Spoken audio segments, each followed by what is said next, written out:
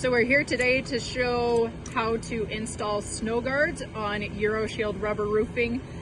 You're able to use any type of snow guard that you prefer. What we stock ourselves is Alpine guard brand, and the model is PD30Z. The reason we do that is because this snow guard fits within the 9-inch reveal or 10-inch reveal of our shingles, so that you're not having to cut locks and tuck the snow guard in between the shingles. So what we do on this is we run sealant through the screw holes so that when that screw goes through the hole, it drags the sealant through with it. And as an extra precaution, you can also put a bead down here, and that's just making sure that over time that snow guard sits flat, nice and flat on the shingle.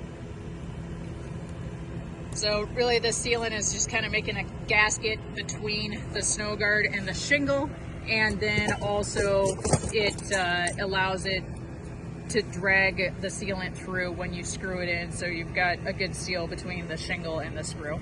So now that we've got the sealant there, it does have 4 holes. Alpine guard states that you can use 2 screws to fasten it, and we typically go through the bottom screw holes just so that it's more centered in the snow guard, closer down to where it's hanging.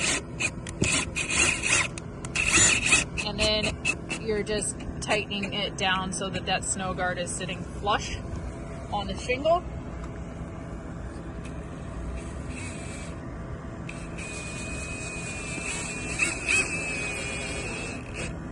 So we've got it lined up with the butt edge here, and then this slide plate comes with this model because it otherwise that way you don't have any exposed fasteners, and we're not tucking it up underneath the shingle. So once it's installed, then you're just able to slide the slide plate down over the screws.